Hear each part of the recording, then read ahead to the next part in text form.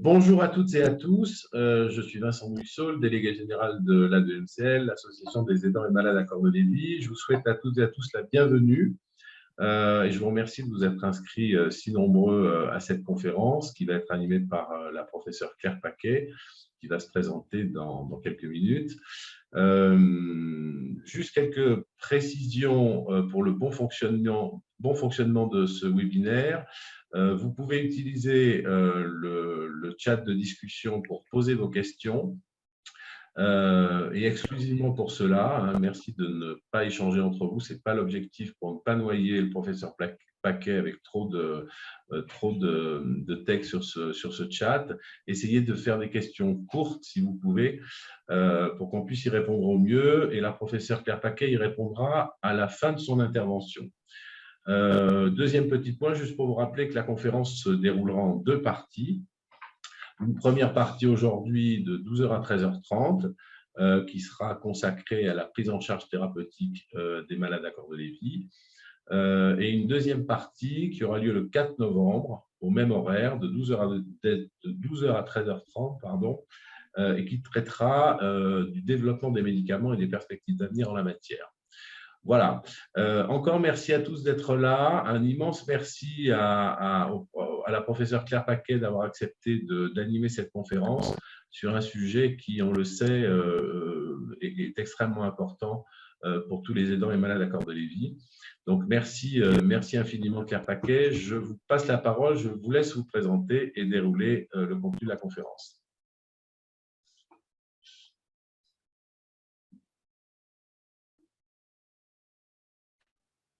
Claire ?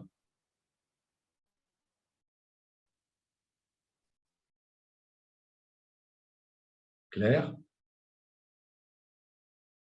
Bon. Merci beaucoup, Vincent. Merci et bonjour à toutes et à tous. Merci d'être présents pour ce webinaire qui, j'espère, apportera des réponses et pas seulement des questions. Frédéric Blanc avait déjà fait une présentation sur les traitements contre la maladie à corps de Lévy. Donc, ce que j'ai essayé de faire, c'est d'être complémentaire et d'aller une étape un petit peu, finalement, c'est beaucoup plus compliqué qu'un listing. Donc, c'est juste pour présenter ceux qui ne me connaissent pas, je suis à l'université de Paris-Cité, qui est une grosse université dans Paris. Je suis de formation neurologue, mais je suis aussi neuropathologiste, c'est-à-dire que j'ai appris l'analyse des cerveaux, notamment dans les maladies neurodégénératives. Je suis chef du centre de neurologie cognitive dans lequel on a créé une unité dédiée pour la prise en charge des patients du comité médical de Lariboisière Fernand Vidal. Ça veut dire que je gère toute la stratégie médicale de ces deux hôpitaux. J'ai une implication à l'université, notamment dans le conseil d'administration, dans l'enseignement évidemment, et puis je suis référente scientifique au niveau du ministère de la Santé et de la Prévention. Mon service est organisé de la façon suivante. Ici, vous voyez, il y a le centre de neurologie cognitive et on a développé 3 grands axes. Bien sûr, nous prenons en charge des patients qui souffrent de maladie d'Alzheimer parce que c'est une maladie très fréquente, mais en plus de ça, on a développé une unité dédiée spécifiquement à la maladie à corps de Lévy dans laquelle on voit forcément certains patients qui ont une maladie de Parkinson. Une unité qui est dédiée aux pathologies qu'on appelle frontières, c'est-à-dire qu'il y a certains patients bipolaires qui ressemblent à des maladies à corps de Lévy. Donc, le lien entre ces deux unités, la bleue et la orange, est très fort. Et puis, une unité qui prend actif, il y en a beaucoup, et notamment en ce moment, on a beaucoup de patients post-Covid. Donc, pour entrer dans le vif du sujet, je vais vous proposer quelques notions de base, les classes thérapeutiques qui existent, et puis les traitements, je dirais, symptôme par symptôme, avec toutes les limites que ça peut avoir. Donc, les quelques notions de base, elles sont essentielles parce que c'est souvent des questions que vous posez en consultation, et puis c'est souvent des moments d'errance pour vous, de ne pas avoir ces quelques notions de base. Donc, la multiplicité des symptômes et parfois la lourdeur de la maladie induit un sentiment d'impuissance. Vous avez parfois l'impression d'un effondrement, avec un sentiment d'impuissance qui conduit un petit peu à un état de panique qui fait que vous cherchez un peu toutes les solutions possibles et imaginables, miracles, pour revenir à un état plus acceptable. Donc, psychologiquement, les patients et les accompagnants font quand même le grand 8, avoir quelques notions de base sur les traitements. L'être humain et surtout son cerveau n'est pas une voiture et on n'a pas de règlement et la notice du cerveau. Donc, nos décisions thérapeutiques actuelles, elles sont empiriques, c'est-à-dire qu'elles sont basées sur l'expérience du ou des médecins qui vont prescrire. Pourquoi ? Parce qu'il n'y a pas d'essai véritablement thérapeutique dédié à la maladie à corps de Lévy. C'est en cours, c'est en train de se mettre en place, mais pour l'instant, les molécules que l'on utilise dans la maladie à corps de Lévy n'ont pas été développées initialement pour la maladie à corps de Lévy. C'est pas la seule maladie comme ça, loin de là. Mais en tout cas, c'est quelque chose qu'il faut savoir, c'est-à-dire que si vous allez voir un médecin à Paris, un médecin à Marseille et un médecin à Bordeaux, en fonction de son expérience, il va pas forcément vous donner les mêmes traitements et ça veut pas dire que c'est mauvais pour autant. Les recommandations qu'on peut lire ou que vous pouvez voir, en fait, elles ne sont pas basées sur des données scientifiques puisqu'il n'y a pas d'essai thérapeutique, mais sur l'expérience plus ou moins importante du groupe de médecins qui les rend. Et donc, toutes les décisions actuellement se font en fonction du rapport bénéfice-risque. C'est-à-dire, on va mesurer avec vous, et c'est là que c'est difficile, et c'est là que vous êtes acteur, et c'est là qu'on a besoin de votre participation en tant que patient ou aidant.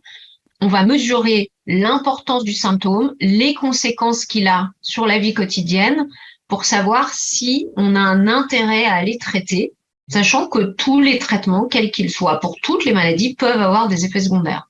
Donc là, je vous ai mis un exemple. Par exemple, chez certains patients, les hallucinations peuvent engendrer des comportements à risque. Mais dans ce cas-là, il faut les traiter. Mais pour d'autres patients, les hallucinations, c'est par exemple voir un petit chien qui se balade ou voir de temps en temps un enfant dans la cuisine. Eh bien, ça n'est pas très gênant, ça n'induit pas de sentiment d'anxiété ou de conséquences en termes de comportement. Donc, dans ce cas-là, on ne les traite pas. Et donc, vous voyez, ça se mesure pour chaque patient et vous allez le voir tout au long de la présentation. Ensuite, la deuxième chose, c'est qu'aujourd'hui, on n'a pas de traitement qui enlève la maladie. C'est-à-dire, on ne peut pas guérir la maladie. Ça n'est pas la seule maladie. Quasiment 80% des maladies sont comme ça. L'insuffisant cardiaque reste insuffisant cardiaque, le migraineux reste migraineux, etc. Ce qu'on guérit actuellement, ce sont certaines infections, certains cancers et les fractures. On n'est pas complètement désœuvré en termes de traitement, mais on ne guérit pas la maladie comme pour beaucoup d'autres maladies. Donc notre objectif en tant que médecin, et c'est ça qu'il faut, sur lequel on s'entend avec les patients et les aidants, c'est améliorer le plus souvent partiellement un symptôme. Pour certains patients, on arrive à améliorer totalement un symptôme, mais ça reste assez rare. Cette amélioration, elle va être transitoire. La description qu'on va vous faire, ça va se baser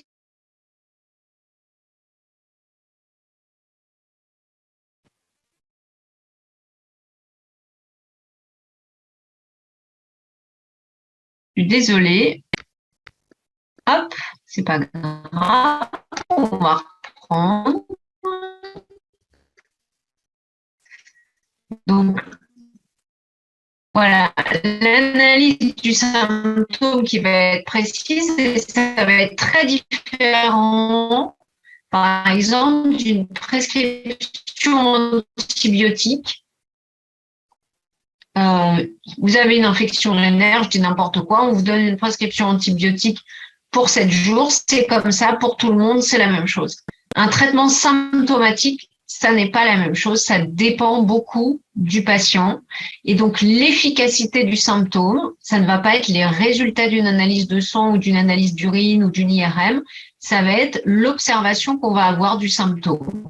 Alors, nous, on l'évalue en consultation, et puis ça va être votre tour à vous en tant que patient ou en tant qu'aidant.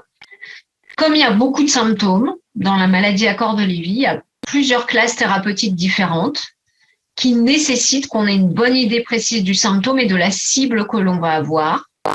Donc, c'est très adapté en fonction des patients. Et il faut qu'en tant que patient et aidant, et c'est ça qui est difficile parce qu'on n'a pas tous le même discours pour l'instant, vous fassiez la différence entre un traitement déconseillé et un traitement contre-indiqué. Par exemple, un traitement contre-indiqué, c'est je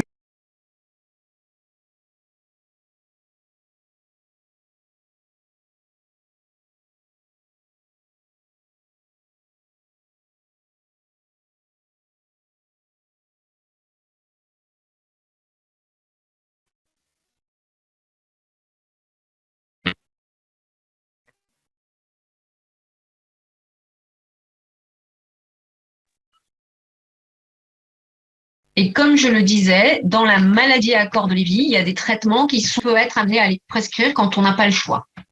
Donc, les recommandations de il faut éviter, c'est toujours très variable. Et il faut toujours, enfin, il faut pas être figé, il faut pas être dogmatique. Ça a été ma conclusion, c'est qu'il faut pas être dogmatique, mais il faut être pragmatique. Donc, faut éviter à tout prix, par exemple, les neuroleptiques, mais parfois, on n'a pas le choix, on est obligé de les utiliser.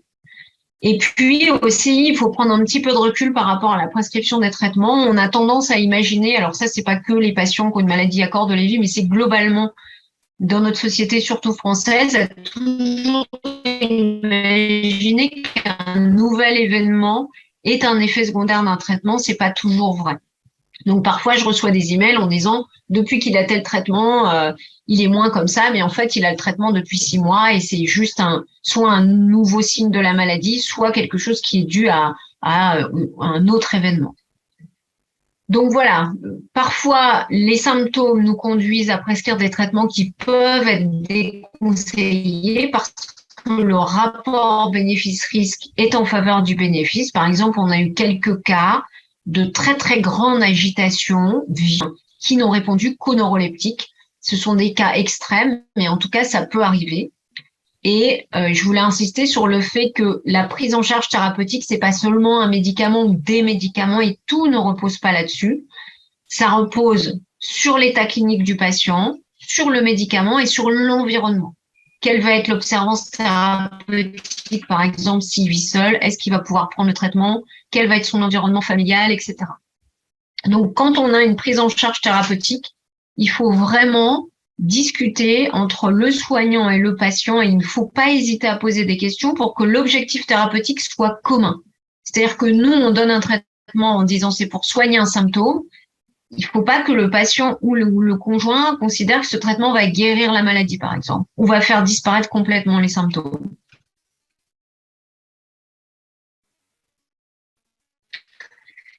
Donc voilà, ça c'était les grands principes et je pense que c'est important d'avoir ça en tête pour essayer dans les moments de panique d'être un peu plus serein et de prendre du recul au moins temporellement.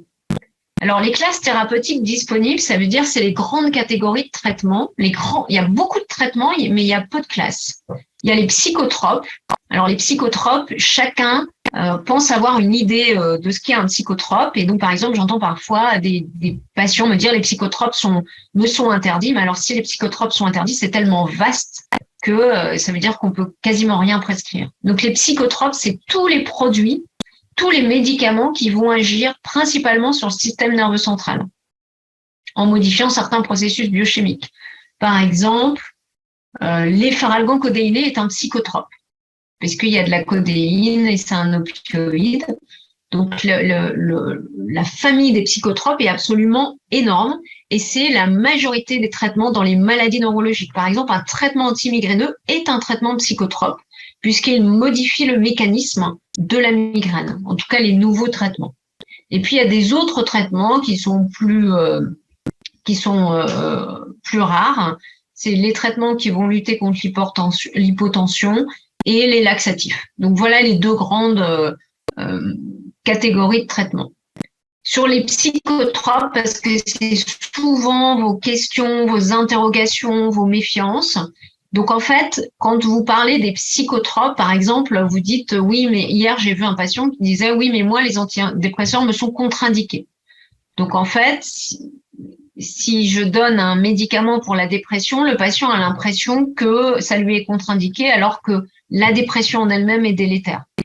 Les antidépresseurs, au jour d'aujourd'hui, pour les médecins qui prescrivent, ça ne veut plus rien dire, parce qu'il y a deux classifications. En fait, il y a une classification, on dit ça, c'est un antidépresseur, ça, c'est quelque chose qui diminue l'anxiété, ça, c'est quelque chose qui diminue les hallucinations. Et puis, il y a une nouvelle classification qui tient compte du mode d'action et des propriétés du médicament. Et pourquoi on a fait ça? Alors, c'est pas moi qui ai fait ça, mais c'est la communauté médicale mondiale. Pourquoi il a été décidé de faire ça? C'est pas pour tout complexifier, mais c'est le contraire. C'est parce que, par exemple, les symptômes ont plusieurs mécanismes. D'accord? Donc, dire, par exemple, je mets un antidépresseur et un anxiolytique pour la dépression, ben, forcément, le patient ne va pas comprendre parce que pour lui, il est que déprimé. Mais aussi parce que ces molécules-là peuvent agir sur différents symptômes. Par exemple, certains antidépresseurs agissent sur la douleur. Certains antiépileptiques peuvent être antidépresseurs. Donc, du coup, c'est complètement croisé, complètement mélangé. Et quand on utilise antidépresseurs, anxiolytiques, etc., c'est pas du tout clair sur qu'est-ce qu'on fait exactement au niveau de notre traitement pour le patient. Et puis les avantages, ben, c'est que c'est moins stigmatisant, hein, dire qu'on est sous antipsychotique, ça donne tout de suite une image à l'entourage ou aux autres médecins qui vous suivent. Et pour nous, c'est plus précis et plus clair de ce qu'on est en train de faire. Et à terme, c'est une classification qui va s'imposer. Et donc, ça sera plus clair pour les patients et leurs conjoints. Donc, juste pour vous donner une idée des possibilités, là, j'ai pris, ça, c'est tous les neurotransmetteurs qui existent. L'acétylcholine, par exemple, ce qui favorise l'acétylcholine, donc qui est plutôt agoniste, c'est l'arivastigmine, que certains doivent connaître. Mais ce qui va contre l'acétylcholine, c'est ce qu'on appelle les anticholinergiques et qui sont contre-indiqués. Donc, vous voyez, il y a plein de combinaisons possibles avec la dopamine, avec le glutamate, etc. et plein de mécanismes d'action possibles. Et donc, tout ça, il y a différents antidépresseurs, différents anxiolytiques qui répondent à tout ça.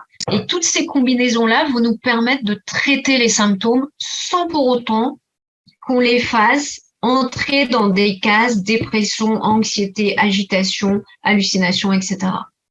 Donc, tout ça pour vous faire comprendre qu'il ne faut pas être rigide dans les prescriptions, qu'on peut vous mettre un antidépresseur pour le sommeil, on peut vous mettre un antidépresseur pour les hallucinations, on peut vous mettre un anxiolytique pour la dépression, on peut vous mettre un neuroleptique atypique pour la dépression, etc. Donc vraiment, il faut pas se dire, ah, il y a une catégorie et puis telle catégorie, c'est pour tel symptôme. C'est beaucoup plus complexe que ça parce que le cerveau est complexe, que tout ça est basé sur des neurotransmetteurs et que donc il faut réfléchir en neurotransmetteurs et en mécanisme d'action. Est-ce que j'agis, je favorise le neurotransmetteur ou est-ce qu'au contraire, je diminue le neurotransmetteur? Donc voilà, pour vous expliquer un peu la complexité de la prise en charge thérapeutique, et c'est pas juste de la cuisine qu'on fait comme ça dans notre coin, c'est vraiment basé sur des connaissances scientifiques, même s'il n'y a pas encore eu d'essai thérapeutique. Donc là, je vais en venir aux symptômes et vous allez voir l'introduction, elle va vous aider, puis on peut y revenir dans les questions pour comprendre un petit peu notre démarche. Donc les hallucinations, c'est un des symptômes de la maladie à l'accord de Lévy qui est très fréquent. Souvent, elles sont visuelles, mais elles peuvent être auditives, olfactives, et elles peuvent être parfois mixtes. Donc, les hallucinations, pour qu'on s'entende bien sur la définition, c'est percevoir quelque chose qui n'existe pas. Parce que, en fait, nous, quand on interroge « est-ce qu'il y a des hallucinations ?», parfois, les réponses, c'est « oui, il croit qu'il va travailler ». Ça, c'est pas une hallucination. C'est vraiment, je vois un cochon rose sur la table, ça c'est une hallucination. Mais avoir l'idée que les gens lui veulent du mal ou avoir l'idée que la personne va travailler tous les jours alors que c'est pas le cas. Ça, ce ne sont pas des hallucinations parce que la personne ne perçoit pas quelque chose qui n'existe pas. Donc, c'est pas toujours facile de faire la distinction, hein, même quand on interroge très bien, mais en tout cas, c'est important d'essayer de faire la distinction parce que si on doit donner un traitement, on ne donnera pas forcément même traitement si ce sont des hallucinations, des confabulations. Vous voyez, on pourra être amené à utiliser la clozapine pour les hallucinations, mais pas pour les confabulations. Donc, c'est vraiment important d'avoir une analyse des symptômes précis. Et ensuite, c'est pas parce qu'il y a des hallucinations qu'on va les traiter. Si on les traite, si elles sont envahissantes et que toute la journée, voire toute la nuit, le patient en perçoit, s'il y a un retentissement psychologique, est-ce que ça crée une anxiété? Est-ce que en fait, il y a un état de panique de la personne qui a ces hallucinations parce qu'il a l'impression qu'il y a toujours quelqu'un chez lui ou chez elle? Est-ce que ça crée des situations dangereuses, genre je sors de la maison, je veux plus rentrer parce qu'il y a du monde chez moi alors que c'est pas le cas? Donc, dans ces cas-là, si vraiment c'est envahissant, on traite les hallucinations. Si ça n'est pas envahissant, que ça n'induit pas d'anxiété, que ça n'induit pas de sentiments désagréables, par exemple, il y a des gens qui pensent qu'il y a un petit chien à côté d'eux. Bah, si c'est pas gênant, on n'a pas besoin de traiter. Pourquoi? Parce que on réfléchit toujours en bénéfice-risque. Est-ce qu'il y a plus de bénéfices à donner le traitement que de risques ou est-ce qu'il y a plus de risques que de bénéfices? Si c'est pour supprimer la vision d'un petit chien à côté de soi, ben, c'est pas nécessaire de prendre le risque des effets secondaires pour diminuer un symptôme qui n'est pas gênant. Donc, cette balance-là, on l'a tout le temps. Ce d'autant que dans la maladie à corps de Lévy, il y a beaucoup de symptômes. Et donc, si on peut mettre un minimum de traitement, ben, on va essayer de le faire. Donc, les traitements qui existent, il y a deux grands types de traitements. Il y a les traitements dits classiques, c'est-à-dire ce sont des traitements qui, dans d'autres maladies, ont montré une efficacité pour diminuer ou cesser complètement les hallucinations. Ces traitements-là, ils vont aller agir sur un neurotransmetteur qui s'appelle la dopamine, mais qui est aussi le neurotransmetteur du système moteur, et c'est pour ça qu'ils peuvent augmenter les signes moteurs. D'où l'intérêt de connaître le mécanisme pour nous, médecins, quand on prescrit. Et donc, dans les traitements antipsychotiques ou anti-hallucinations, il y a ce qu'on appelle les neuroleptiques typiques. Ça, c'est la vieille génération des neuroleptiques. Et puis, les neuroleptiques dits atypiques ou de seconde génération. Donc, les neuroleptiques, ce sont des médicaments qui vont bloquer la dopa ou diminuer la dopa. Donc, la vieille génération de neuroleptiques typiques, elle est déconseillée dans la maladie à corps de Lévy. On ne la donne pas en première intention et en fait, on peut être amené parfois, c'est assez rare à la donner, quand toutes les autres possibilités thérapeutiques n'ont pas fonctionné et quand il y a des situations dangereuses.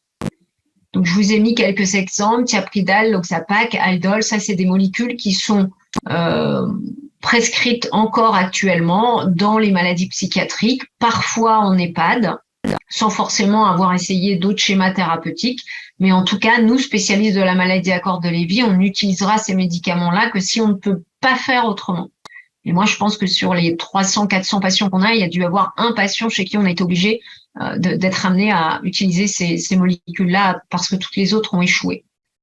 Ensuite, la deuxième génération, qui sont les neuroleptiques dits atypiques.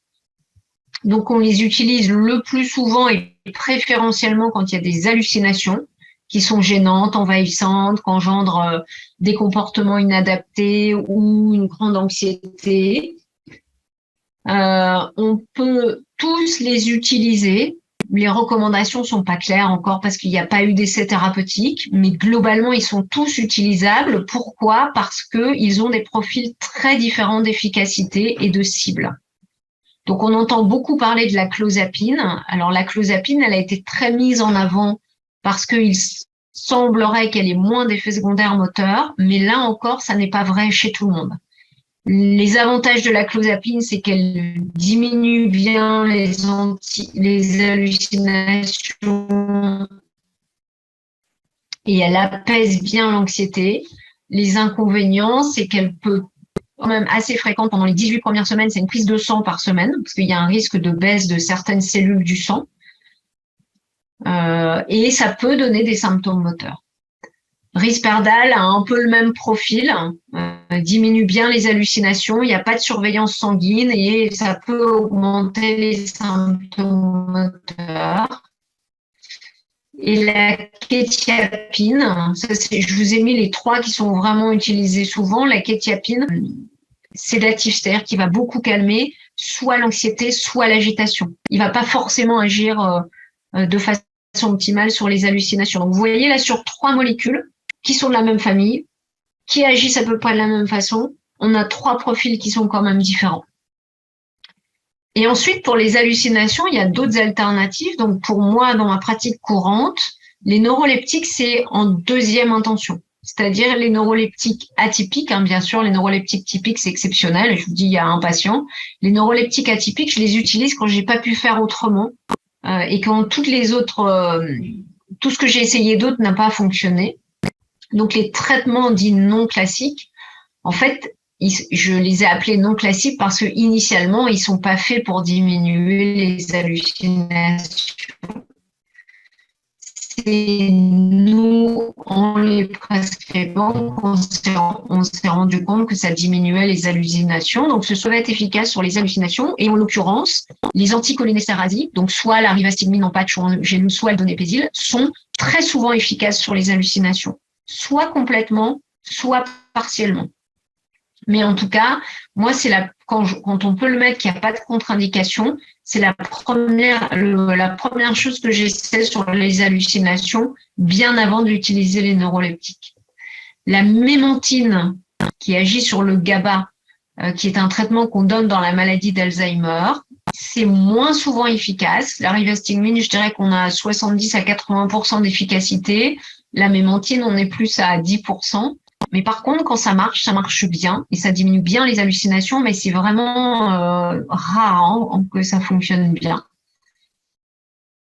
Un autre élément qui est important, c'est bien réguler le sommeil, parce que en fait, le fait que le sommeil soit déstructuré, ça favorise les hallucinations, puisque la personne qui dort mal ou qui a mal dormi a un état de vigilance qui n'est pas optimal.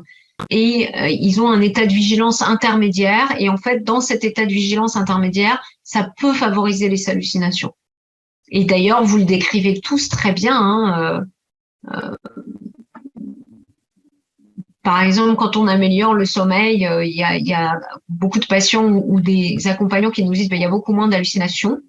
Ou quand on stimule la journée pour éviter que le patient reste entre 2 situations de vigilance comme ça, eh bien, vous êtes tout à fait capable de dire, c'est bizarre, quand j'ai de la famille, quand je suis en vacances, pendant 3 semaines, j'ai pas d'hallucination. Ça, c'est juste parce qu'on a régulé un peu le niveau d'attention, le niveau d'éveil. Donc, le fait d'avoir un bon sommeil, ça peut diminuer les hallucinations, et le fait d'être stimulé la journée, comme c'est une maladie qui fatigue beaucoup, il faut avoir des vrais temps de sommeil et des vrais temps d'éveil quand c'est possible. C'est pas toujours possible.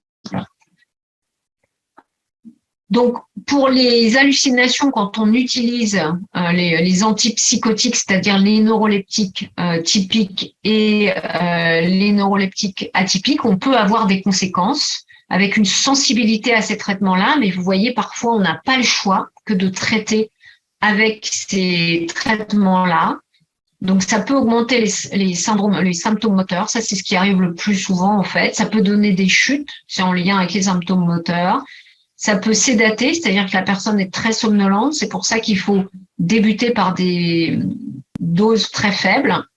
Ça peut engendrer des décès, directs ou indirects, c'est-à-dire soit en conséquence d'une chute. Ça peut augmenter les troubles cognitifs, et notamment parce que la personne est plus somnolente et n'arrive plus à se concentrer. Ça peut augmenter, dans certains cas, le délire ou la confusion. Compte tenu de cette intolérance qui peut durer tout le temps de la prescription, ça peut engendrer une institutionnalisation précoce ou ce qu'on appelle un syndrome malin des neuroleptiques qui reste rare, qui existe dans la population générale. Il n'y a pas que chez les patients maladies à corps de Lévy, et qui induit une réaction très forte aux neuroleptiques avec notamment une fièvre ou une rigidité généralisée. Donc voilà les conséquences que peuvent avoir ces traitements-là, mais les hallucinations en elles-mêmes peuvent aussi avoir des conséquences. Donc là encore, il faut mesurer le bénéfice-risque et tenter de traiter à faible dose. Et si, par exemple, un patient n'a pas toléré la clozapine ou la risperidone, ben, il ne faut pas se priver d'essayer l'autre médicament parce que parfois, quelqu'un ne supporte pas la clozapine et supporte bien la risperidone. Par exemple, cette semaine, j'ai vu une patiente qui était traitée initialement par Risperdal. Un médecin a posé le diagnostic de maladie à corps de Lévy et a changé pour la clozapine. Et en fait, avec la clozapine, elle avait beaucoup d'hallucinations et c'était invivable et pour la patiente et pour l'entourage. Et donc, quand je l'ai revue, j'ai remis du Risperdal. Vous voyez, donc il faut pas avoir de dogme et dire il y a que la clozapine. Il faut vraiment s'adapter aux patients parce qu'on est dans le cadre de traitement de symptômes et on n'est pas dans le cadre de traitement de quelque chose qui est équivalent chez tout le monde comme une infection urinaire. Donc, pour les hallucinations, les neuroleptiques, faut pas les prescrire en première intention. Il faut vraiment essayer d'autres choses avant, mais il ne faut pas les éliminer systématiquement. Et il faut savoir les utiliser en cas de besoin, parfois en période de crise, parfois en période de danger, puis les arrêter après. Donc, vraiment, il faut rester ouvert en tant que patient et accompagnant. Si les hallucinations sont très embêtantes, ben, il faut savoir prescrire des médicaments dont on a entendu que c'était pas conseillé thérapeutique. Par exemple, j'ai eu une famille il n'y a pas longtemps qui m'a dit non, j'ai pas donné la rivastigmine parce qu'on estime qu'il en a pas besoin, parce qu'ils avaient lu la notice, ils avaient vu que c'était pour les troubles cognitifs. Et en fait, on s'était probablement pas compris, mais moi, je le mettais pour les hallucinations. Donc vraiment, il faut bien être au clair de ce qu'on va traiter. Ensuite, pour les hallucinations, il y a un traitement qui est un peu plus récent, qui s'appelle la pimavanseline. Alors, vous voyez, pour le coup, il est appelé antipsychotique parce qu'il lutte contre les hallucinations, mais il n'a pas du tout le même mécanisme d'action que les neuroleptiques. Donc, vous voyez, d'où l'intérêt pour nous de connaître le mécanisme d'action derrière. Et cette molécule, elle n'agit pas sur les récepteurs dopamine. Donc, elle est autorisée en France depuis peu, mais elle est autorisée sous une forme très particulière où il faut qu'on aille demander l'autorisation à l'agence médicale du médicament, nous médecins, et qu'on aille justifier cette autorisation. Donc, je ne vous cache pas que c'est un process un peu long et il faut que le process informatique fonctionne. Donc, c'est le principal frein, à mon sens, pour la prescription de ce médicament. Il a montré en tout cas qu'il améliorait les délires et les agitations par plusieurs études dans plusieurs maladies, mais il faut faire attention parce que il ne supprime pas forcément complètement les agitations et le délire. Hein. C'est pas parce qu'il est nouveau qu'il est miracle. C'est bien qu'il soit nouveau parce que ça nous offre une nouvelle possibilité thérapeutique et il agit plus lentement que n'agirait le Risperdal ou la clozapine. De la même façon, c'est pas parce qu'il est nouveau qu'il n'a pas d'effet secondaire, donc il peut induire des chutes parce que c'est un psychotrope, des infections urinaires, des agitations, des œdèmes, une confusion. Il a un retentissement, il peut avoir un retentissement sur le cœur, donc il faut être bien sûr qu'il n'y a pas de contre-indication avant de le prescrire. Et puis, alors ça c'est un petit peu complexe à étudier, mais en tout cas, quand on le prend, il utilise des voies du foie et du rein qui peuvent entrer en compétition avec d'autres médicaments, donc il faut bien regarder quels sont les autres médicaments du patient pour pas qu'il y ait d'interaction médicamenteuse. Donc voilà, il est encore peu prescrit. Et pour moi, en tout cas, quand je le prescris, le principal frein, c'est le frein et informatique et lien avec l'agence nationale du médicament qui met des semaines et des mois à répondre. Et souvent, en fait, ce qui se passe, c'est qu'on a trouvé une autre solution avant qu'on puisse le prescrire.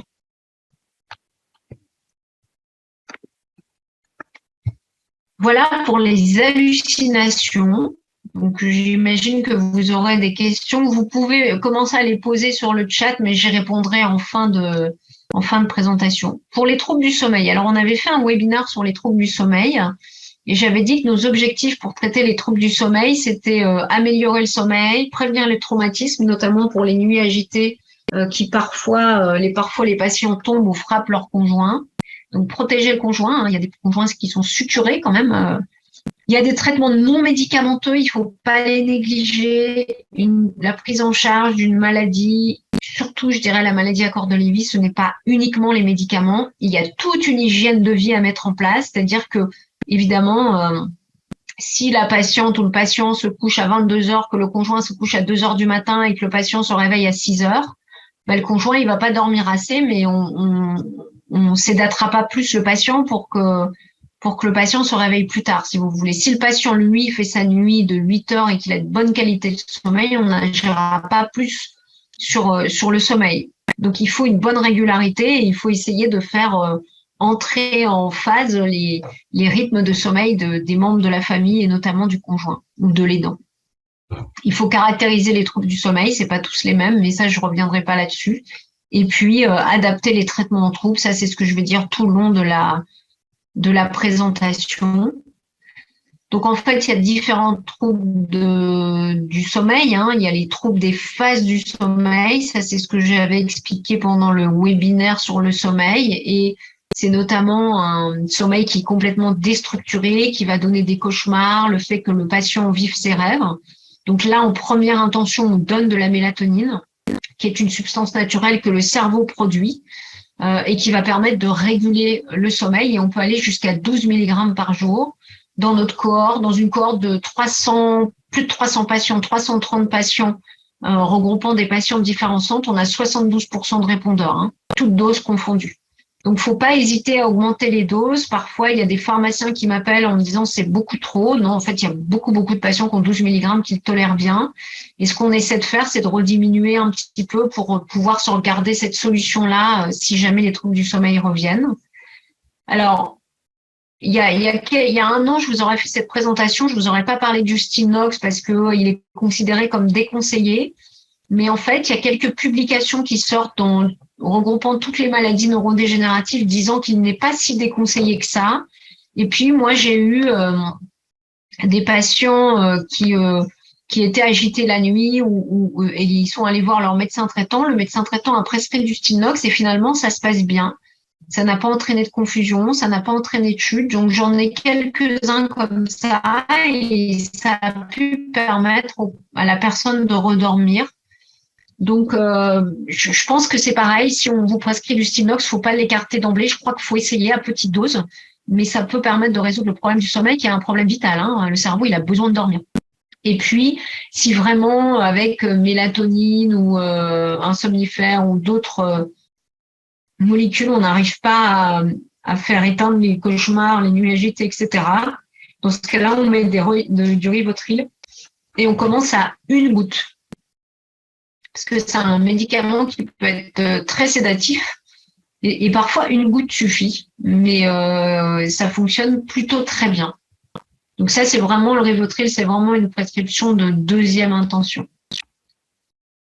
Alors après, il y a les troubles du sommeil qui ne sont pas dus aux troubles de phase du sommeil, qui sont dus à de l'anxiété. Et notamment parce que la personne a l'impression qu'il y a des gens chez elle, à cause des hallucinations, la peur d'être tout seul le soir, etc. Donc, vous voyez, c'est le fait de traiter l'hallucination va aussi peut-être permettre d'améliorer le trouble du sommeil et inversement. Le fait d'améliorer le sommeil peut améliorer l'hallucination. Donc, tout ça est très, très, très intriqué.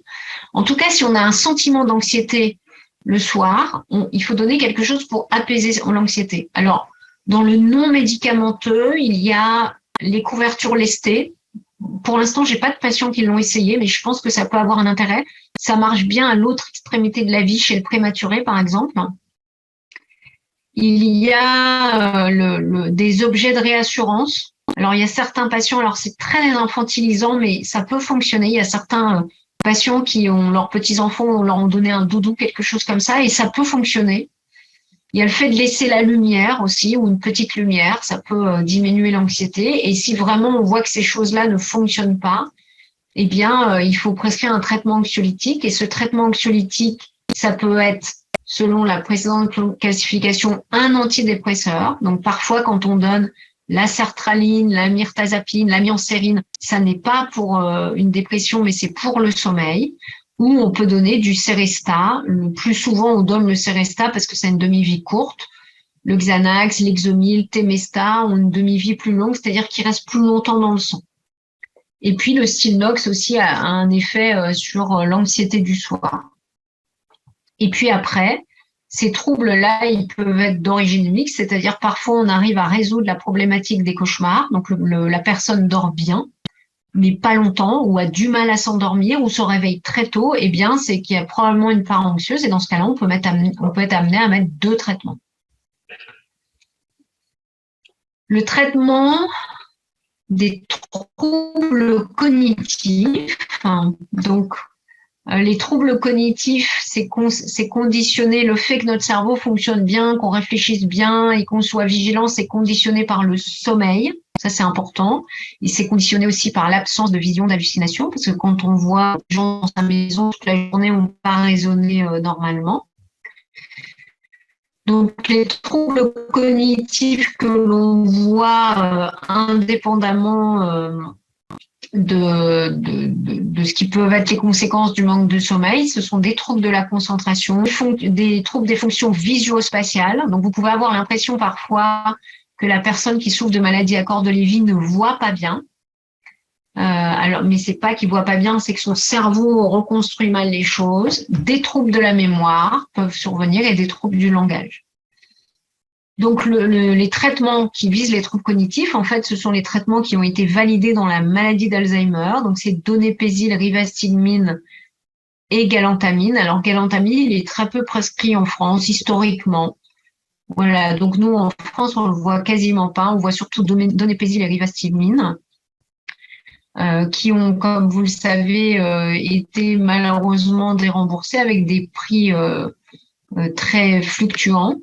Et parfois, sur l'aspect cognitif, on peut avoir une efficacité du Modopar. Il y a des patients, quand on les met sous Modopar, ils vont beaucoup mieux sur le plan cognitif et ils sont beaucoup moins ralentis.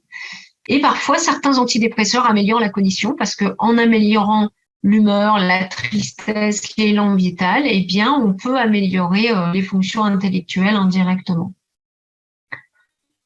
Donc, l'objectif thérapeutique de ces traitements-là, c'est surtout pour ce qui concerne le donépésil, la rivastigmine, on l'a dit, sont efficaces sur les hallucinations, mais l'objectif, quand on le donne pour la cognition, c'est d'améliorer la concentration, d'améliorer l'attention soutenue, d'améliorer le niveau d'éveil. Ça a, in fine, peu d'efficacité sur la mémoire.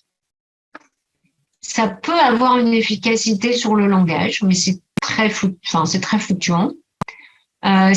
sont des psychostimulants, en fait, ces traitements-là. Donc, c'est assez efficace sur la vigilance. Et souvent, ce qu'on nous rapporte, c'est que la personne a beaucoup plus d'envie, d'élan, participe plus aux discussions familiales, est plus présente. C'est souvent le terme qu'on a de la part de l'entourage. Et les patients, eux, disent qu'ils sont moins dans le brouillard. Probablement qu'il y a un meilleur niveau de vigilance. L'efficacité, comme tous les autres traitements, est très variable et la tolérance, elle est très variable. Donc, il y a une majorité de patients qui répondent, mais chez certains patients, ça a donné une agitation, ça a pu donner un délire, des hallucinations, etc. Donc, c'est très, très, très variable. Il faut l'essayer pour voir si ça va avoir une efficacité. Et bien sûr, si ça n'est pas efficace, comme tous ces traitements-là, quand on les arrête, quand il y a des effets secondaires et qu'on les arrête, l'effet secondaire peut disparaître. Un des effets secondaires, c'est que ça peut accélérer le transit. Alors, ça peut être un avantage. Parfois, ça ne l'est pas. Ça peut donner des diarrhées. C'est un nombre assez restreint de cas. Et puis, il faut avoir un avis cardiologique ou au moins un électrocardiogramme avant de les prescrire parce que ça peut, comme la pimavanséline, ralentir le cœur. Et donc, il faut s'assurer qu'il n'y ait pas déjà un problème cardiologique avant de les prescrire. Donc voilà, on a vu les notions de base, les traitements qui sont disponibles. Et avec ces traitements, on a vu comment on pouvait traiter les hallucinations, comment on pouvait traiter le sommeil, comment on pouvait traiter les troubles cognitifs. Avec, vous l'avez vu, beaucoup de liens entre tous ces symptômes et tous ces traitements. Et là, on va voir l'aspect moteur de la maladie. Donc, les troubles moteurs, il y a 2 choses. Il y a quelque chose qui est très connu et dont on parle beaucoup, c'est le syndrome parkinsonien. En fait, on dit syndrome parkinsonien parce que ça ressemble à une maladie de Parkinson. Donc, les symptômes qui peuvent être présents mais qui ne le sont pas systématiquement, c'est une raideur. Alors, nous, on l'évalue en examinant le patient. Donc, c'est soit une raideur de l'axe, le patient marche un petit peu comme un robot penché en avant parce que c'est son rachis, enfin, c'est la motricité de son rachis qui est raide et de ses jambes. Ça se traduit par une lenteur. Il est plus lent à s'habiller, il est plus lent à manger, il est plus lent à se lever, il est plus lent à écrire, il est plus lent à réfléchir. Puis, il y avoir des troubles de l'équilibre avec ou sans chute. Mais rien que le fait c'est dans le demi-tour, hein, quand on fait demi-tour, en fait, c'est une situation de déséquilibre parce qu'il y a une cinétique qui nous envoie vers l'arrière. Et si on a un trouble de l'équilibre, c'est là qu'on sent qu'on a moins d'équilibre. Et en fait, ce qu'on fait tous intuitivement quand on sent qu'on a un trouble de l'équilibre, c'est qu'on décompose notre demi-tour, par exemple. Il peut y avoir des tremblements, des troubles de la déglutition, mais dont on parlera et qui sont vraiment un élément essentiel parce que c'est un problème qui conduit souvent aux urgences, des troubles de la parole et notamment des troubles articulatoires. Donc, c'est pas qu'ils ne trouvent pas les mots, mais qu'ils articulent mal. Et puis, une voix très, très basse, on les entend à peine parler. Donc, tout ça, ça fait partie du syndrome parkinsonien. Et il y a des autres symptômes moteurs qui peuvent aussi faire partie du syndrome parkinsonien, mais qui font aussi partie d'autres maladies, donc je les ai distingués. C'est la dystonie, c'est-à-dire que c'est une contraction permanente et involontaire de certains muscles. La dystonie que vous connaissez tous bien, c'est le torticolis. On a tous eu un torticolis. Mais le torticolis, c'est une dystonie. Vous voyez, c'est pas très agréable et ça fait mal. Donc, la dystonie, il y a un certain nombre de patients qui l'ont. Et si besoin, on fera de la toxine botulique. On fera de la toxine botulique pour réduire la dystonie et ça va soulager la douleur. La toxine botulique, en fait, c'est comme le botulisme. On a extrait la toxine du botulisme et ça paralyse le muscle. Et donc, du coup, il se décontracte et ça permet de soulager le patient. Donc, les traitements qui sont efficaces sur ces symptômes-là, en tout cas sur le syndrome extrapyramidal, tous les traitements qui sont disponibles, c'est les traitements qui sont disponibles pour la maladie de Parkinson, mais attention, c'est pas nécessaire de tous les utiliser parce qu'ils sont pas tous efficaces et c'est même pas conseillé de tous les utiliser parce que certains sont délétères, c'est-à-dire que certains vont aggraver les symptômes et notamment les agonistes dopaminergiques peuvent donner des grandes hallucinations. Et c'est parfois comme ça qu'on révèle la maladie à corps de Lévy au début. Le patient a des symptômes moteurs, il va voir un médecin, il lui prescrit un agoniste dopaminergique pensant que c'est une maladie de Parkinson et le patient a des hallucinations, fait un grand délire, une agitation, etc. C'est assez classique.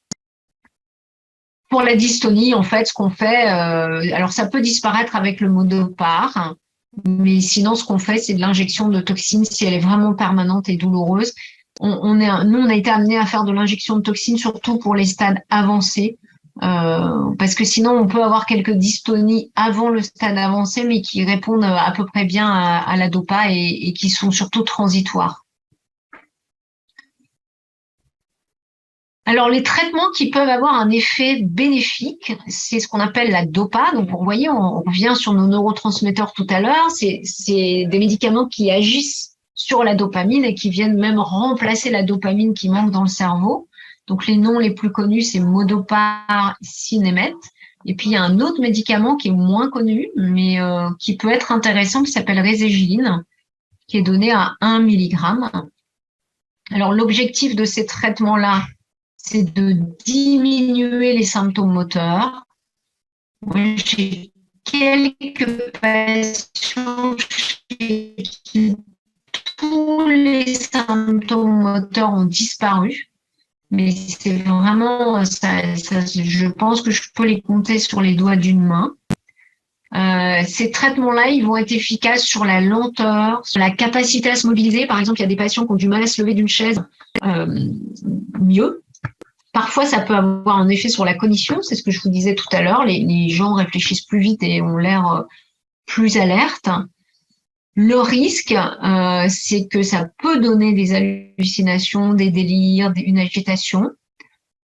dans la maladie de Parkinson, ça peut donner des comportements addictifs, honnêtement, moins dans la maladie à corps de Lévy. Mais voilà, c'est quelque chose qui peut. Donc, qu'est-ce qu'on fait pour éviter ça? On commence à toute petite dose, très lentement. Beaucoup plus lentement que dans la maladie de Parkinson. Et puis, on voit comment les symptômes évoluent en fonction de l'augmentation des doses. Moi, généralement, pour savoir si une patiente va bien répondre, je vais jusqu'à 250 mg matin, midi et soir. Et s'il ne répond pas du tout à cette dose-là, c'est qu'il ne répondra pas.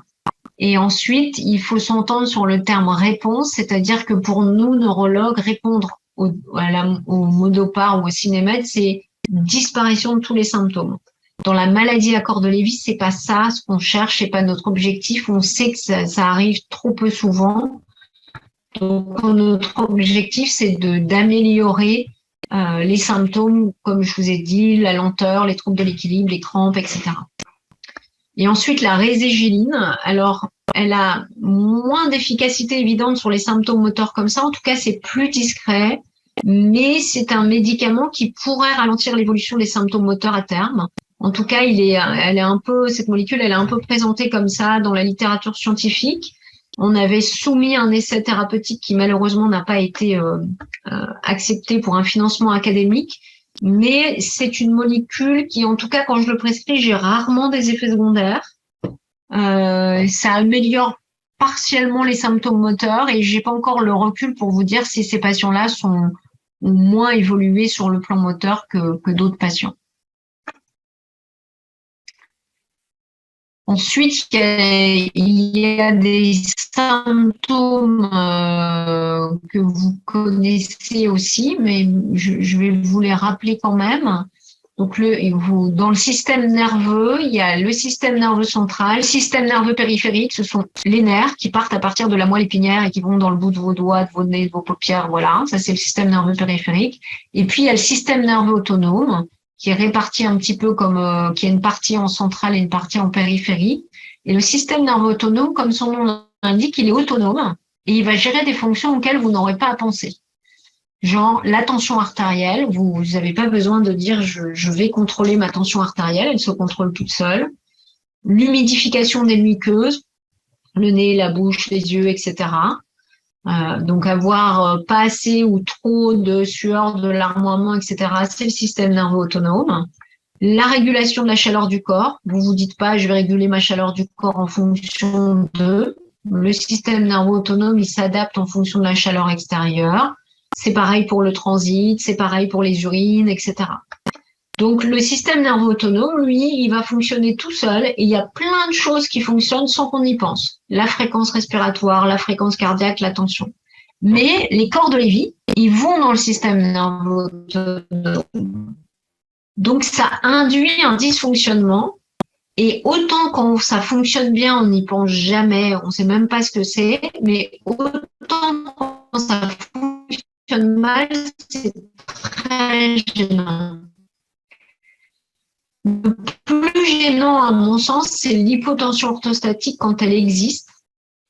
Parce qu'en fait, alors il y a certains patients qui passent de 13 de tension couchée à 11 de tension debout. Donc ça, c'est une hypotension orthostatique, c'est-à-dire qu'elle baisse quand on se lève.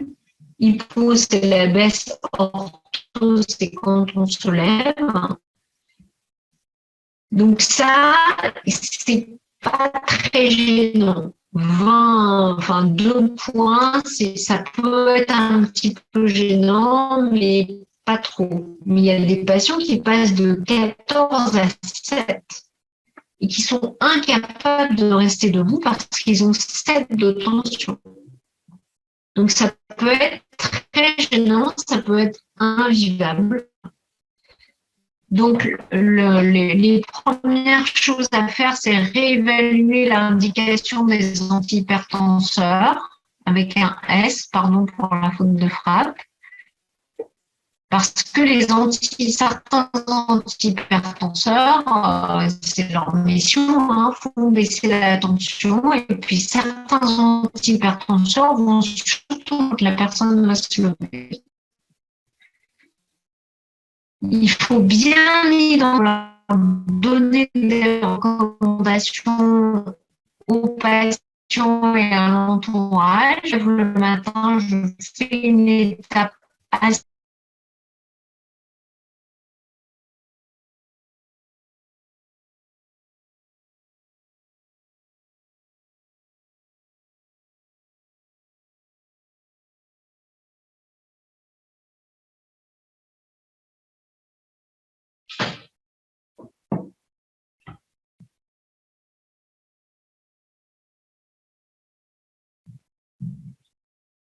Oui, désolé, Claire Paquet a des problèmes de connexion, mais elle devrait revenir très rapidement.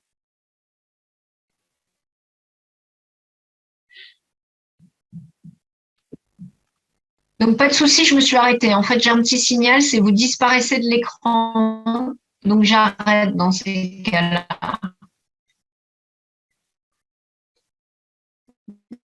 On était à l'hypotension orthostatique. Donc, je disais, quand on visitait un musée, on restait debout de façon prolongée. C'est embêtant. Vincent, ça vient de moi. Hein. Je suis à l'hôpital et on a un niveau de sécurité extrême, donc ils font sauter tous les réseaux qui ne sont pas hospitaliers. Voilà. Oui, on vous entend parfois par intermittence, Claire. Donc voilà, il faut éviter de rester debout longtemps quand il y a une hypotension orthostatique, c'est-à-dire une tension qui baisse quand on est debout. On peut essayer les chaussettes de contention, ça marche plus ou moins bien, c'est variable. On peut essayer la ceinture abdominale. Et on peut, si besoin, ben, dites-le moi, il n'y a pas.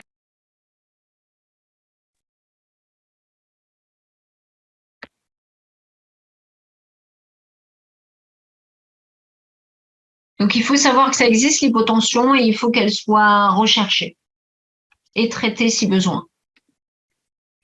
Ensuite, la constipation, j'en ai parlé parce que c'est pas anecdotique, c'est quelque chose qui peut mener aux urgences, notamment pour quelque chose qui s'appelle un fécalose, c'est-à-dire une accumulation de sel dans le rectum qui nécessite une évacuation, et ça peut mener aux urgences, ça peut donner des troubles du comportement, une confusion, une agitation. Donc, c'est vraiment, il faut surveiller le transit et puis adapter l'alimentation si vous avez l'impression qu'il y a une constipation en augmentant les fibres, en utilisant du jus de pruneau, de l'huile de paraffine, du magnésium. Et si vraiment avec ces techniques-là on s'en sort pas, il faut donner des laxatifs. Et les autres symptômes de dysautonomique, c'est vraiment au cas par cas. Il y a des traitements pour les fuites urinaires qui peuvent se discuter, il y a des traitements de l'hypersalivation ou des yeux secs, etc. Il n'y a pas de traitement pour tout. Par exemple, les gens qui ont des sensations de chaud-froid, etc., actuellement, il n'y a pas de traitement qui peuvent soulager ça. Et c'est vraiment au cas par cas. Il ne faut pas hésiter à les répertorier, voir si on peut améliorer, s'ils sont gênants, une fois de plus, à améliorer les symptômes pour le patient. Le traitement de l'anxiété et de la dépression, alors ça, c'est un vaste sujet. Hein. C'est des symptômes qui sont extrêmement fréquents dans la maladie à corps de Lévy, qui peuvent engendrer une agitation, des hallucinations, voire de la violence. Et comme les autres symptômes, il va falloir bien caractériser ce qui est de la partie dépression, de ce qui est de la partie anxiété, de ce qui est de la partie fatigue, de ce qui est de la partie irritabilité pour mettre le traitement.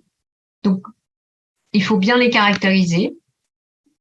Alors, la dépression, c'est pas, il reste dans son fauteuil et il ne fait rien. Ça peut être un signe de dépression, ça, mais pas que. Ça peut aussi être ce qu'on appelle de l'apathie.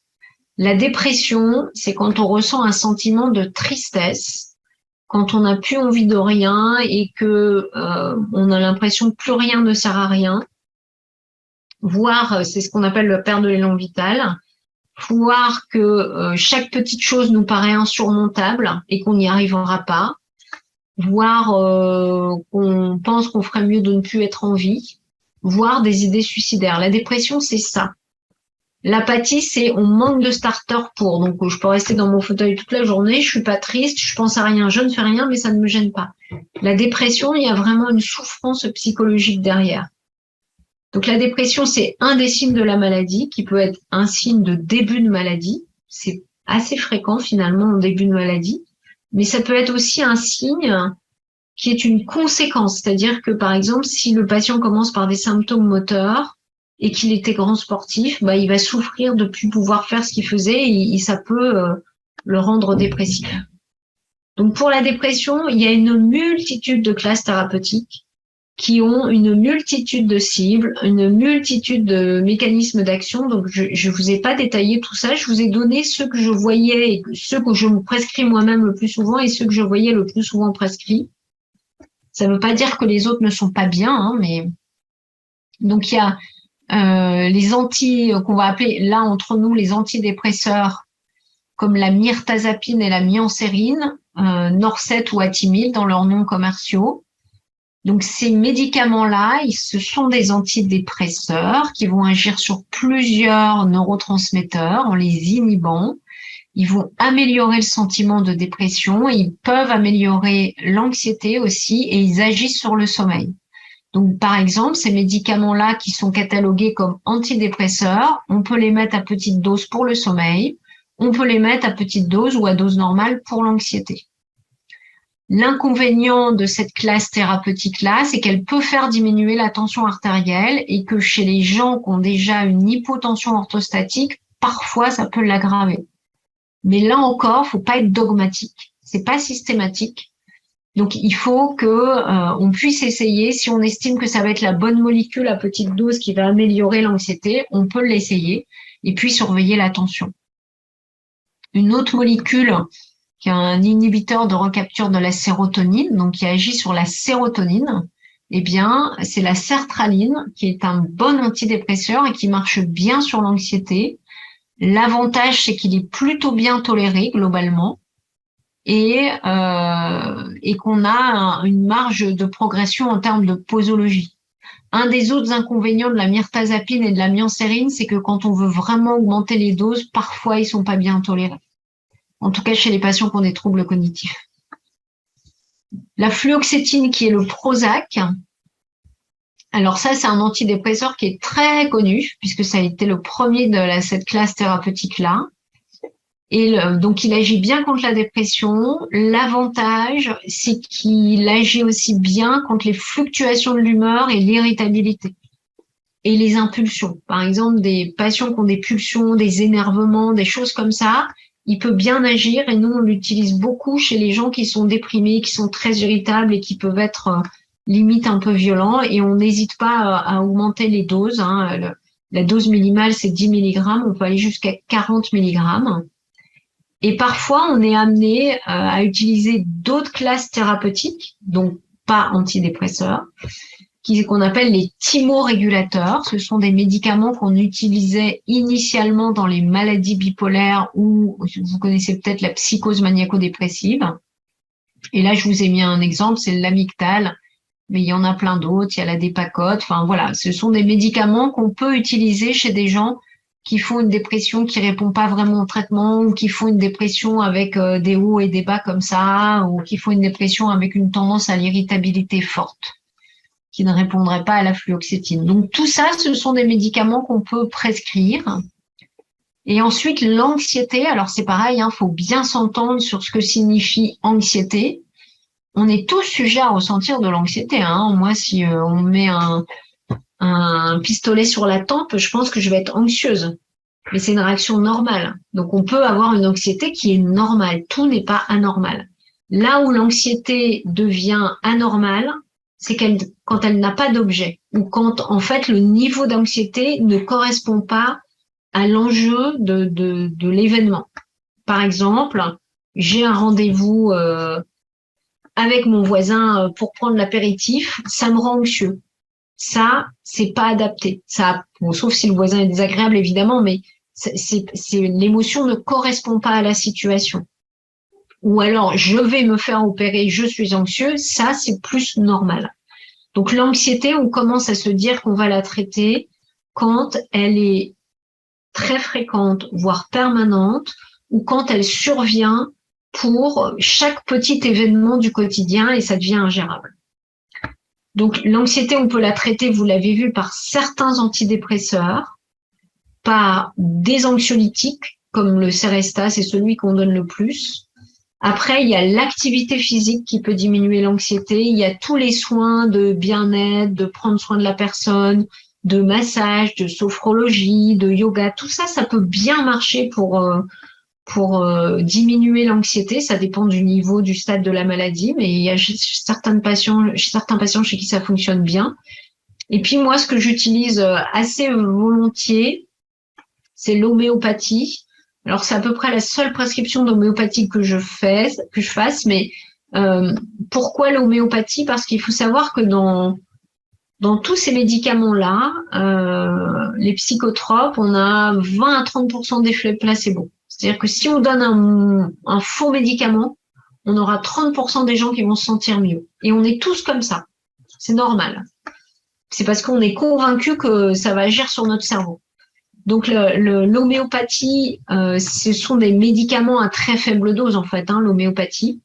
Donc je pense que les patients maladie à corps de Lévy ont une vraie sensibilité, donc les toutes petites doses peuvent leur correspondre.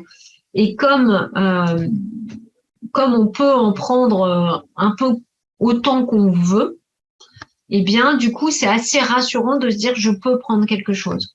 Donc, sédatif PC, moi, ça m'a permis, pas que dans les maladies à corps de Lévy, mais dans l'anxiété, dans d'autres maladies, d'arrêter les autres anxiolytiques et d'avoir une bonne efficacité. Et enfin, mais je ne vais faire que les citer parce que c'est un monde en soi, les approches non médicamenteuses.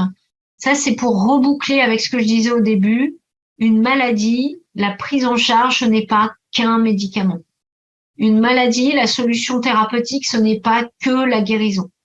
Donc, une maladie, c'est prendre en charge une maladie, c'est la rencontre d'un patient, de son environnement, et là j'entends l'entourage, le lieu et le vie, etc. Et de traitements à la fois médicamenteux et non médicamenteux. Donc, les approches non médicamenteuses, elles sont multiples et en fait, ça concerne quasiment tous les domaines. C'est pour ça que c'est difficile d'en parler.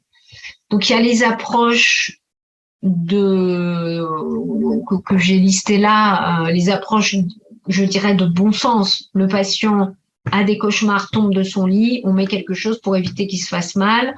Le patient a des cauchemars, frappe son conjoint, on met quelque chose pour protéger le conjoint. Enfin, voilà.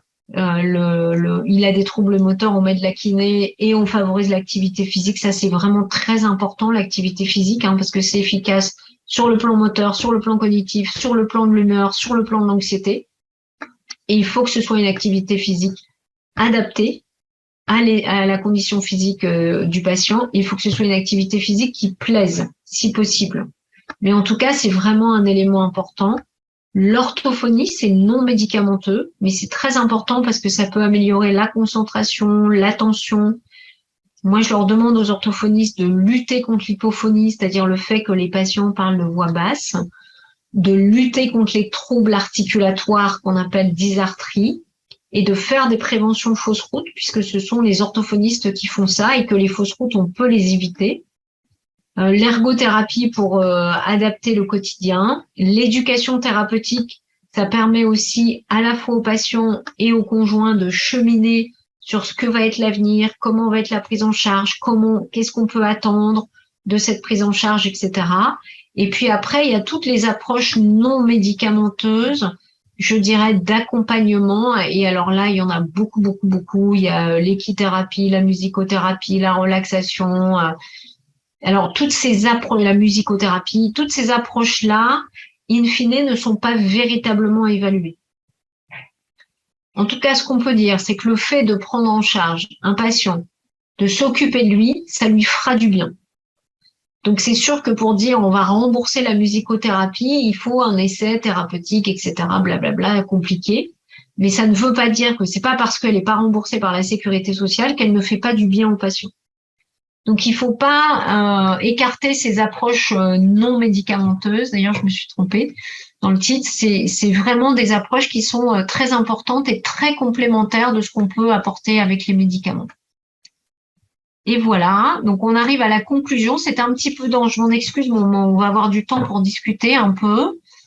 Alors, vous l'avez compris, hein, et vous le saviez déjà, mais je pense qu'il faut réinsister. C'est une prise en charge qui est complexe, qui est variable en fonction du patient et en fonction de l'évolution d'un symptôme chez un même patient. On ne peut pas comparer les patients entre eux. Les médicaments, ils doivent être accompagnés d'un environnement et d'une approche non médicamenteuse.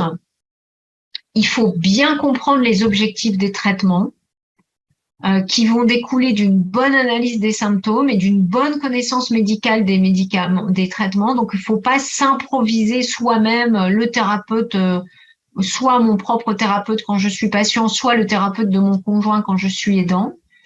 Et il ne faut pas être dogmatique, hein, il faut être vraiment très pragmatique dans la prise en charge médicamenteuse. Et donc là, j'ai 16 questions ou commentaires. Vincent, vous me confirmez? Oui, voilà, test, OK. Donc, je vais répondre aux questions. Alors, comment savoir s'il est à des hallucinations? Alors, quand il a des difficultés à s'exprimer. Alors, parfois, quand il a des hallucinations, il a un comportement qui est adapté à ses hallucinations. C'est-à-dire que, par exemple, il essaye d'attraper quelque chose, ou quand il marche, il contourne quelque chose. Et cette chose, ou alors il a un sentiment d'écoute. Vous avez l'impression qu'il se passe rien, mais que lui, il écoute et il répond à quelque chose. Ou alors, il va aller voir dans une pièce parce qu'il entend des voix s'il y a du monde. Donc, faut, un peu comme on le fait avec les enfants, il faut traduire les comportements. Un enfant, quand il parle pas, on traduit ses comportements. Ben, là, c'est un petit peu la même chose.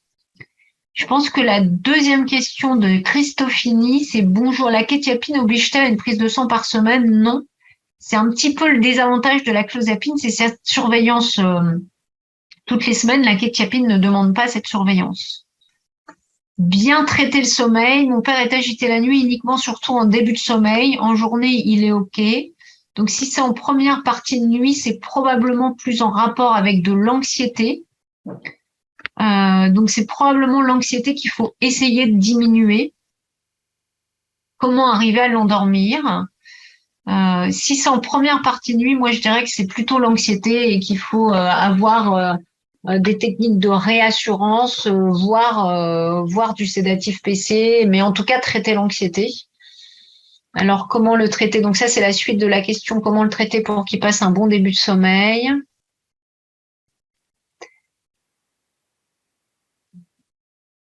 Alors, en fait, quand il est agité, ça veut dire qu'il n'est pas bien. Soit il est... Alors, je réponds à la question. Aujourd'hui, on préfère qu'il soit agité pour éviter la chute la nuit ou qu'il soit HS le matin. En fait, la chute la nuit, ça dépend dans quelles circonstances. Est-ce qu'il chute de son lit ou pas? S'il chute de son lit, c'est que probablement le sommeil n'est pas si bon que ça. Et ensuite, voilà, ça c'est typiquement pour. En fait, il n'est pas bien le soir, c'est pour ça qu'il n'arrive pas à s'endormir. Et là, il y a une petite anticipation des effets secondaires où vous dites que si vous donnez quelque chose, il va être HS le matin, mais en fait, c'est pas du tout sûr. Donc, je pense que là, ça vaut le coup d'essayer quelque chose de très léger au début et d'augmenter si besoin en indication. Donc, on peut essayer pour le coup l'homéopathie.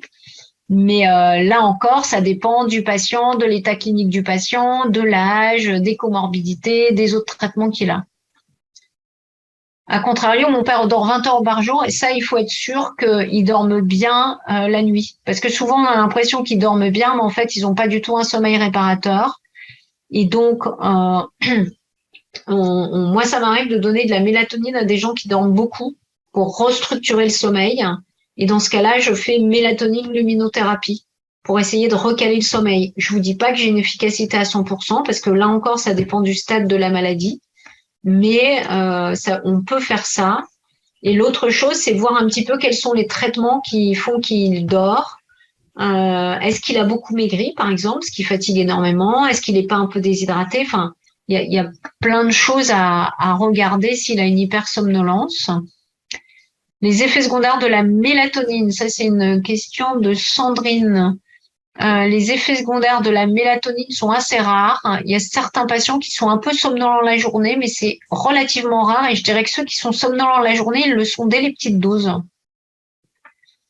Alors attendez, parce que j'ai du mal à... Voilà. Ensuite, il y a une question de Anne.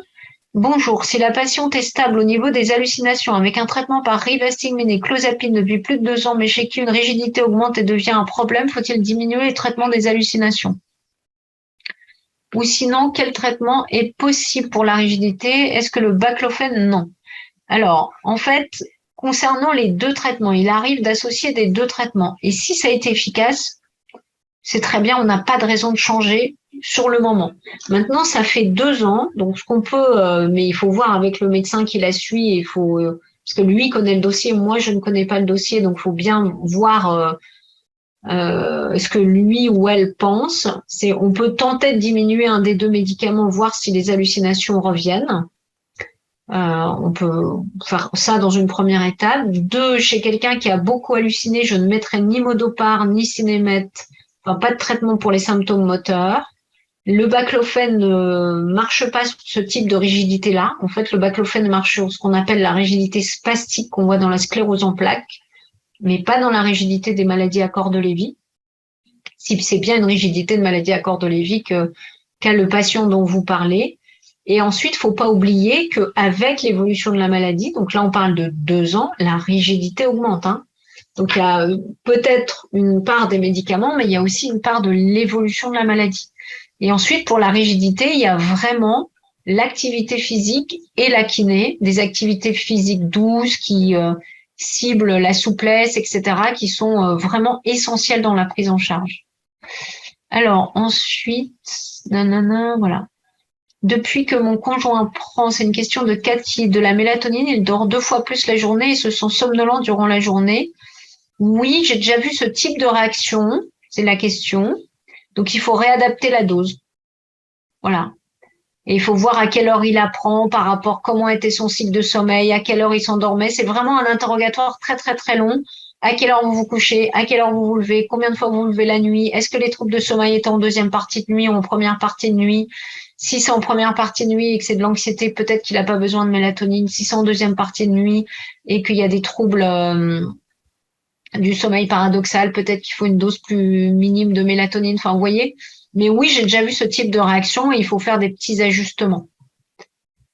Une question de Sophie. Bonjour, au vu des traitements difficiles à appréhender, il est difficile de savoir vers quel spécialiste se tourner. Est-il possible d'avoir une liste de personnes spécialistes de confiance en province? Mon père habite à Marseille. Donc là, je passerai la main à Philippe et Vincent. Oui, on essaye de créer un réseau de spécialistes pour la prise en charge. Absolument, on essaie de le faire. C'est pas un exercice facile et c'est un exercice délicat parce que nous n'avons pas d'expertise médicale. Donc, on s'appuie sur le retour des aidants qui nous font des retours sur leur perception de la prise en charge de tel ou tel médecin, sa connaissance ou non de la maladie à corps de Lévy, mais on ne peut se limiter qu'à ce type de critères pour vous indiquer, vous orienter vers certains professionnels. Et malheureusement, Claire Paquet ne peut pas accueillir tout le monde.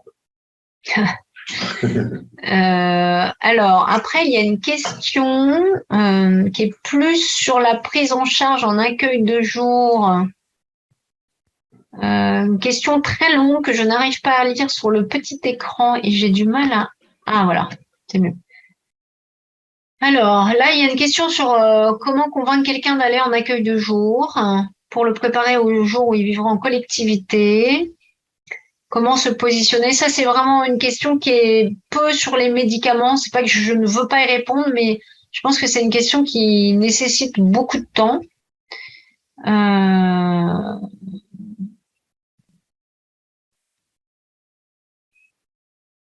Ah voilà, donc la personne dit ce n'est pas ce que je cherchais comme conférence, c'est trop axé médicaments. Donc je suis d'accord, la question elle est un petit peu hors médicaments. Et si vous en êtes d'accord, je ne vais pas y répondre aujourd'hui, mais vous pouvez rééchanger avec l'association et si besoin, je serai là, Vincent et Philippe. Comment peut-on associer la mélatonine aux benzodiazépines? Si oui, il faut diminuer les doses. Là, la question, on peut associer les deux, oui. Et là, la question, elle est trop large, hein. On peut mettre les deux à la même dose. Il faut vraiment avoir à la fois l'analyse du symptôme, la dose qu'il prend actuellement, comment a été posée l'indication, mais les deux peuvent être associés tout à fait parce que les deux n'ont pas la même cible. Ensuite, une question. Pour un tableau d'anxiété en fin de journée, a été prescrit à mon mari de la sertraline 50, puis actuellement 25 prises à midi. Que conseillez-vous? Moi, je trouve que c'est une prescription qui est adaptée. Si vraiment c'est une anxiété systématique en fin d'après-midi, ça peut aussi être, on peut donner aussi un peu d'anxiolytique. Il faut peut-être essayer de savoir, parfois il y a une raison à cette anxiété de fin d'après-midi, c'est assez fréquent finalement, mais la sertraline, moi, me paraît plutôt une bonne solution. Il faut prendre un peu de recul, augmenter progressivement la dose. Je pense que le médecin est en train de faire ça, puisqu'il est passé de 50 à 50 plus 25. Donc voilà, après l'autre solution, ça sera de mettre peut-être du Seresta. Pourquoi faut-il demander un avis cardio pour le traitement des troubles cognitifs? Non, c'est pas pour le traitement des troubles cognitifs, c'est pour prescrire certains traitements comme la pimavanséline, la rivastigmine et le donépésil, puisqu'ils peuvent ralentir le rythme cardiaque. Donc, il faut être sûr qu'il n'y ait pas un problème sous-jacent. Bonjour, une question d'Armel. Chez mon mari MCL depuis 10 ans, les anxiétés sont hyper envahissantes.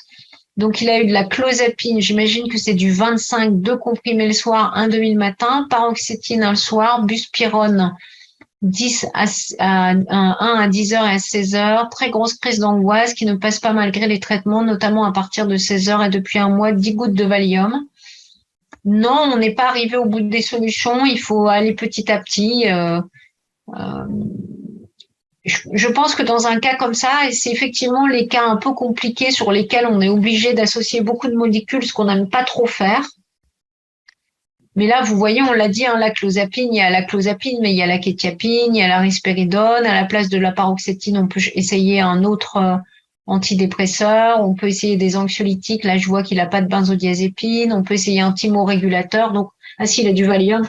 Non, on n'est pas arrivé au bout des solutions là. Il y a d'autres solutions thérapeutiques qui peuvent être proposées. Et puis je pense qu'il y a la réassurance. Et puis ça, peut-être savoir essayer d'identifier quels sont les moments d'anxiété. Est-ce que finalement il y a une fréquence qui nous permettrait une fréquence, je veux dire, dans la journée, des moments dans la journée qui nous permettraient d'adapter mieux le traitement.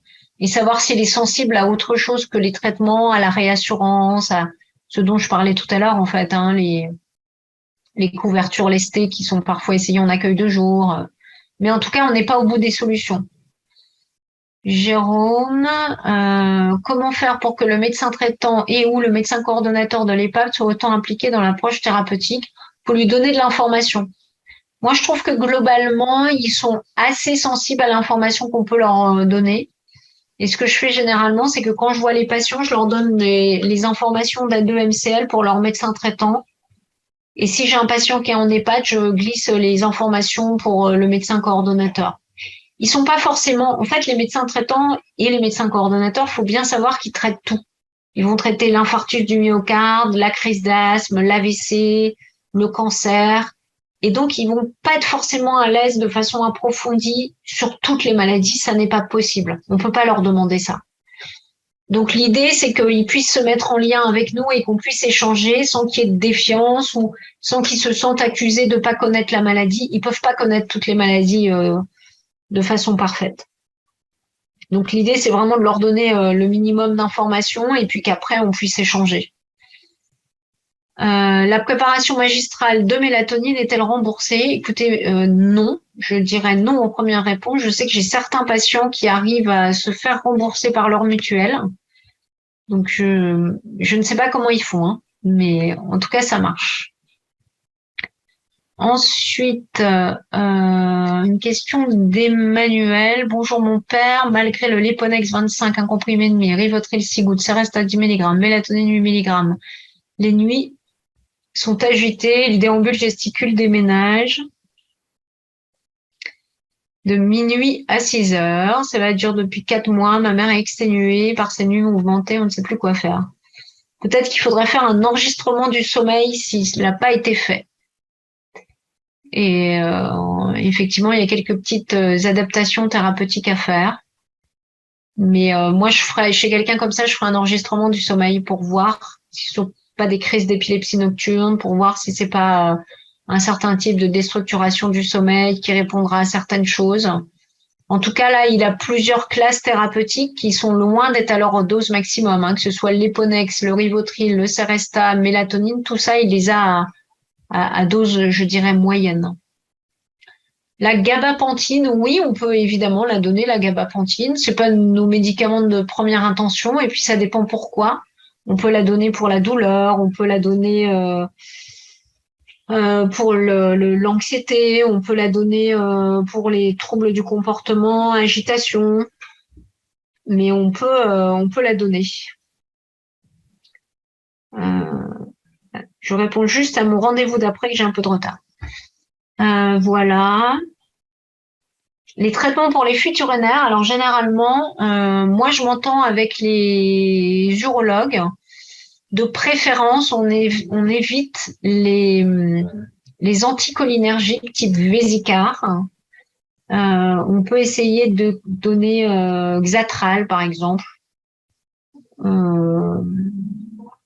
ou Phénastéride. Voilà, c'est les deux qu'on donne le plus souvent. Et puis après, il y a des règles hygiéno-diététiques à respecter, notamment dans les apports hydriques. C'est pas le traitement, c'est pas le symptôme le plus facile à traiter, hein.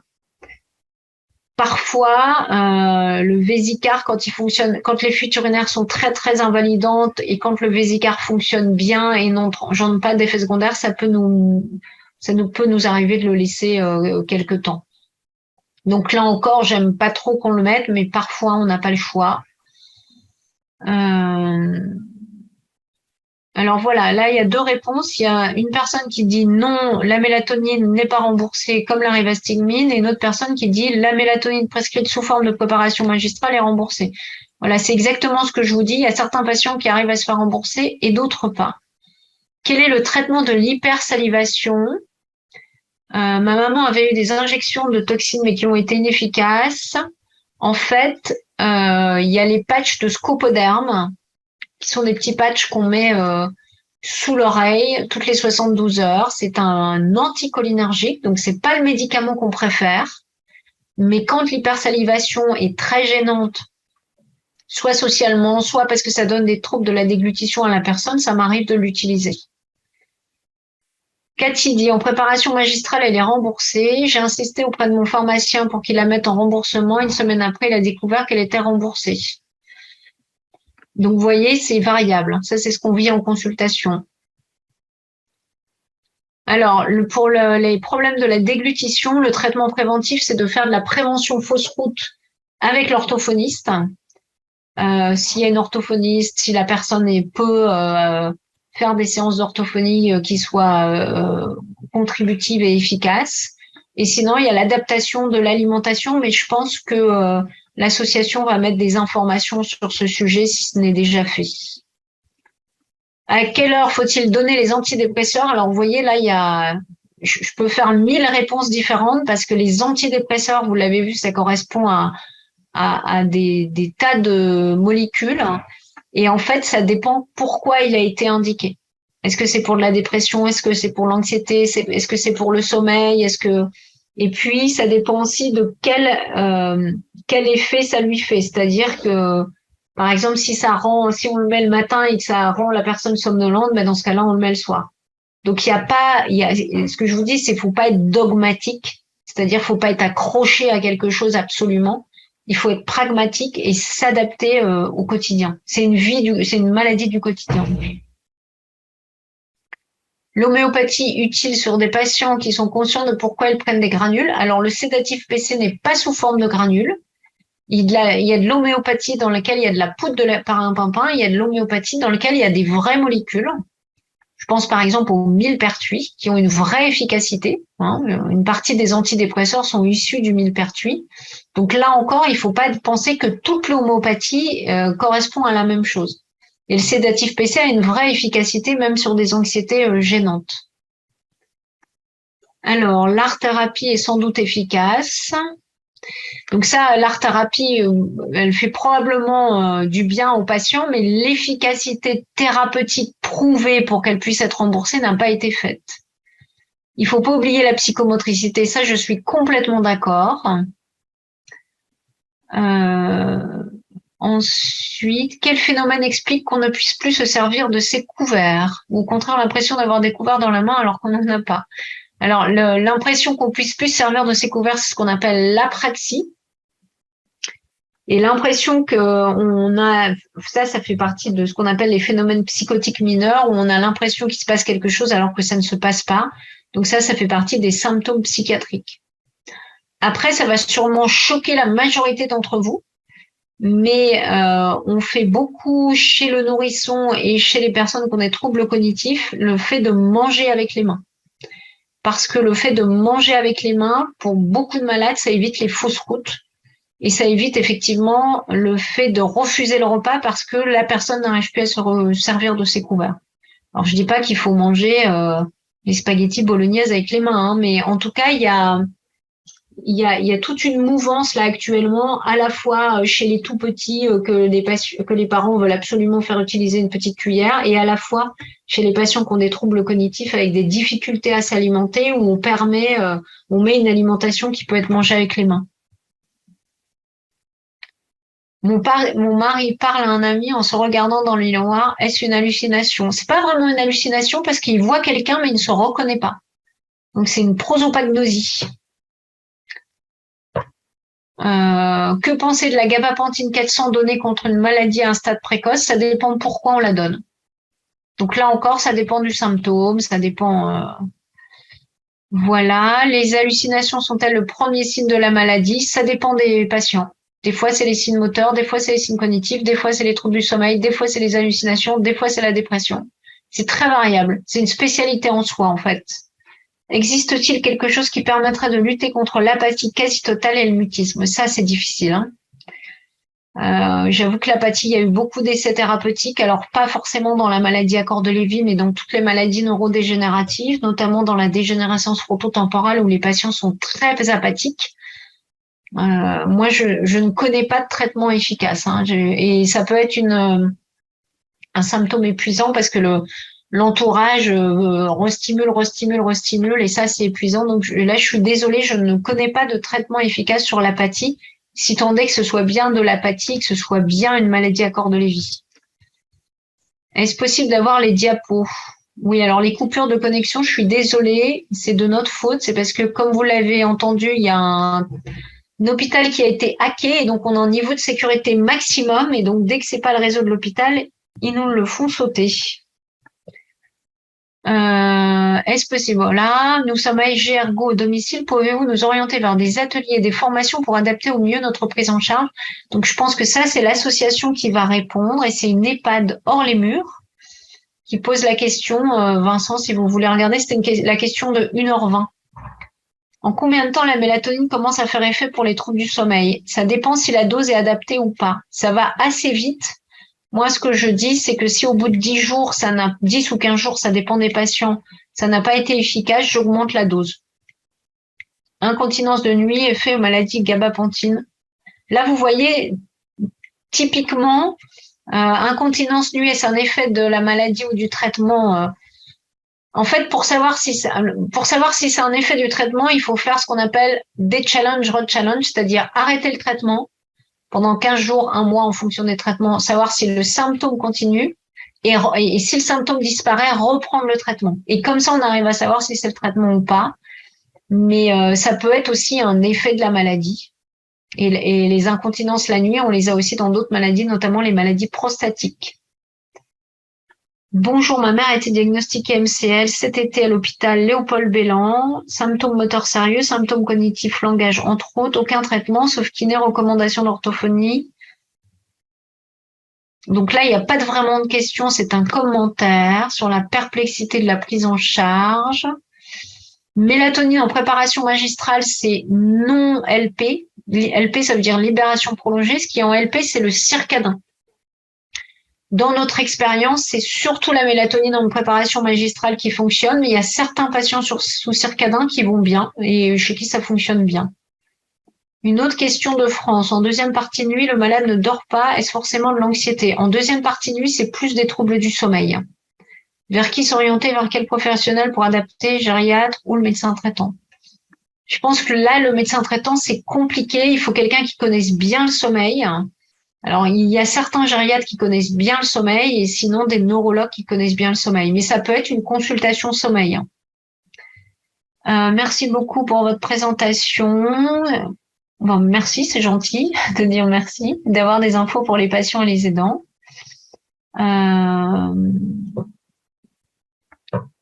Alors, nous faisons aussi l'expérience d'une amélioration de l'état de moment grâce à des sorties fréquentes de vacances dans un gîte. Exactement. Alors là, c'est marqué un gîte malheureusement pas remboursé par la Sécu, mais sachez qu'il y a les vacances répit famille, VRF, qui existent, dont le premier séjour est pris en charge en partie par la Sécu. Vous pouvez y aller un patient et un accompagnant. Et si besoin, vous pouvez avoir une chambre à part et les activités des accompagnants et des patients sont séparées, ce qui fait que ça fait un vrai répit pour l'accompagnant et le patient et que ça permet quand même d'avoir des vacances ensemble. Pour les troubles de la déglutition, y a-t-il des solutions autres que l'orthophonie? Alors, si ce sont des troubles de la déglutition dus à la maladie à corps de Lévy, il n'y a pas de médicaments, de comprimés, de choses comme ça. Il faut faire de l'orthophonie et adapter l'alimentation et être sûr qu'il n'y ait pas une autre cause, notamment une autre cause ORL.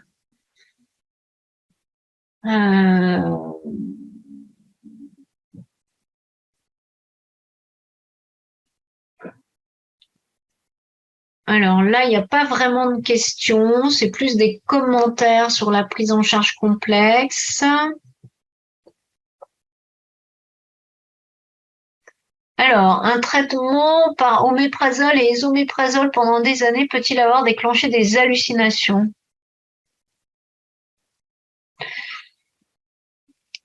Alors, il y a toujours des patients qui vont avoir des effets secondaires bizarres et rarissimes de certains médicaments, mais à ma connaissance, non, j'ai jamais vu de cas comme ça et ça n'a pas été décrit pour la bonne et simple raison que je pense que ces médicaments-là ne passent pas dans le cerveau. On pourra vérifier, mais on avait eu un projet là-dessus et je pense qu'elle ne passe pas ce qu'on appelle la barrière hémato-encéphalique. Voilà. Merci beaucoup, Claire, pour d'avoir pris le temps de répondre à toutes les questions qui étaient nombreuses. Merci infiniment au nom de l'association de votre intervention et de votre présentation qui était passionnante et qui, j'en doute pas, était très utile vu les commentaires qu'on a eus. Merci beaucoup, Claire. Je vais passer la parole à Philippe de Linares qui aura le mot de la conclusion. Et Claire, je vous sais très pressé, donc si vous devez vous déconnecter, n'hésitez pas à le faire. On vous remercie encore infiniment. Oui, je vais me déconnecter parce que je suis en retard. Désolée. Merci encore, professeur Claire Paquet, pour avoir consacré ce milieu de journée à cette conférence très brillante. Et puis, nous savons combien votre emploi du temps est chargé, en particulier à cause de votre investissement dans le combat contre la MCL. Donc, merci encore et on vous libère. Merci. La 2MCL continuera à organiser ce type de conférence. Merci à tous les participants. Notre association continue de grandir et la maladie à corps de Lévy commence tout doucement à être reconnue et reconnue avec ses spécificités. Et vraiment, pour continuer, nous avons besoin de tous. Il faut faire connaître la maladie. Il y a eu beaucoup de questions sur les médecins qui ne connaissaient pas suffisamment la maladie, sur la difficulté de trouver des médecins qui connaissent la maladie à corps de Lévy. La première chose à faire, c'est de la faire connaître. Et pour ça, il faut parler bien sûr de la maladie autour de soi. Il faut parler aussi de l'association, faire connaître l'association, faire aussi en sorte que l'association soit forte, que nous puissions aller voir les autorités médicales et politiques en montrant que nous sommes nombreux. Je vous incite pour ça à adhérer à l'association. Il faut que vos adhésions et bien sûr, si possible, vos dons sont essentiels pour poursuivre notre combat. Donc, merci d'avance et puis à bientôt pour une prochaine conférence, mais la deuxième partie dans quelques semaines, assez rapidement. Merci à tous. Merci à tous et bonne fin de journée.